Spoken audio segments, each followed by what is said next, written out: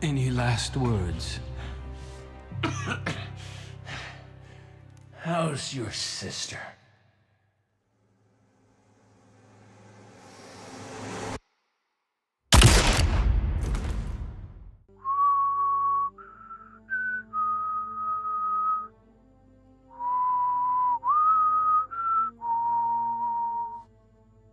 All right. Hey YouTube, I'm Lucky, and in today's video, we're talking about how Crow is battling some demons. The lore passage here behind me highlights some of the struggles that Crow is going through.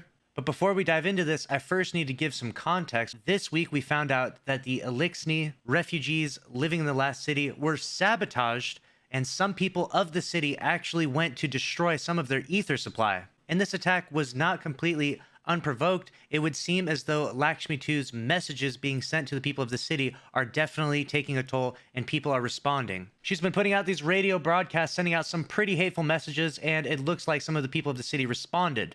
Go ahead and watch this. Make no mistake. An invasion is coming. And if we are to triumph, we must first take back our city. There's been a disturbance.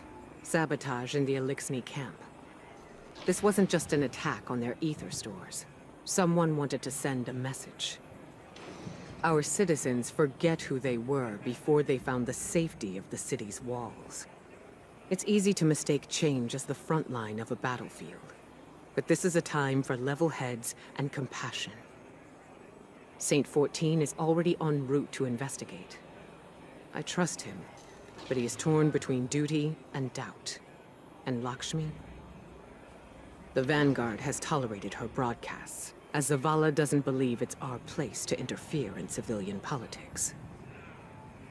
I see now that was a mistake. We can't allow anyone to jeopardize our alliance with the House of Light, no matter their motives. Our citizens must see that the Elixni are people, just like them. Get down there. Be the calm the city needs. Hear out grievances and keep tensions low while I root out the perpetrators.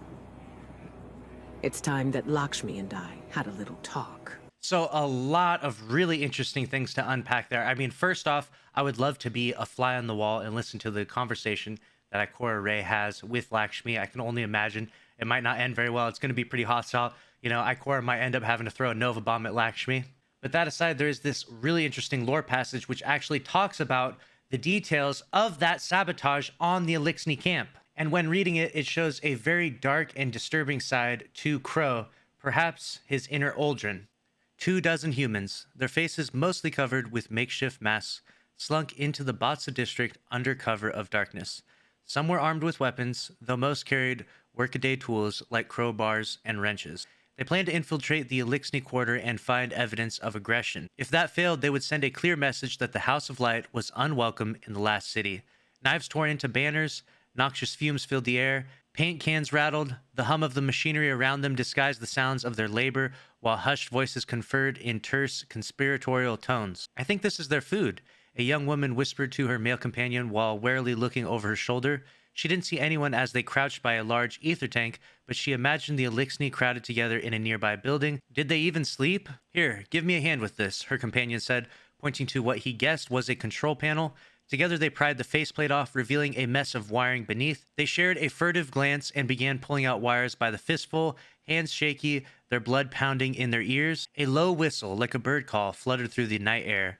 When they looked up, a hunter stood over them, only a few paces away, his face shadowed by a cowl. He held his hand cannon at hip level, aimed straight at them. Their co-conspirators, drawn by the sound, gathered in their periphery, mentally calculating their chances. Not a single one liked the odds. Even those who came armed expected to fight the Fallen, not a Guardian. The hunter called out in a half-whisper, "I don't want any trouble." The woman stood frozen as the young man beside her moved toward the hunter, his jaws set. "No." The woman stood frozen as the young companion beside her moved toward the hunter, his jaws set. "No." His companion hissed, "Are you crazy?" She grabbed his arm to haul him behind the ruined ether tank, but he wrenched free. The young man stepped slowly toward the hunter. "You're on the wrong side of this thing," he started. The hunter pulled back on his hand cannon's hammer with an audible click. "I don't think I am," he replied. Unwilling to test the hunter's mettle, the young man called over his shoulder, Let's go. The hunter narrowed his eyes. He watched as the young man slinked past him and spat at his feet. Something old and terrible rose up inside of the hunter. It took all of his focus to steady his hand.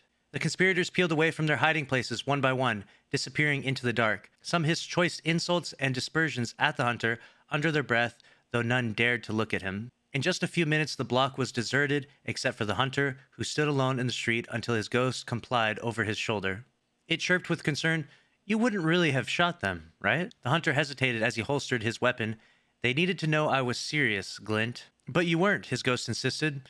Wordlessly, the hunter began making his way through the destruction. Someone would sound the alarm soon. He didn't want to be there when they did. "Tell me you weren't serious," his ghost said again, lagging behind. "Were you?"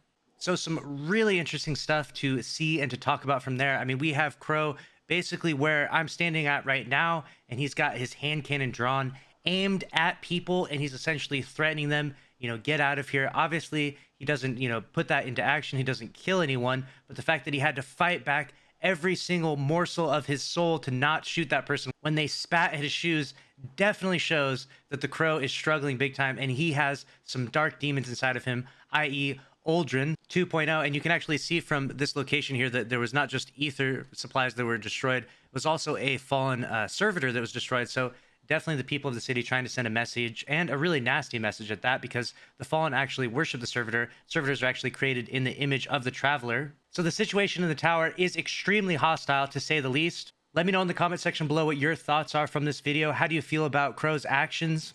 That's a wrap on this video. Make sure to subscribe with notifications on if you want to stay up to date on all things Destiny 2. Smash the like button, and I'll see you in the next one. Thanks for watching. Later.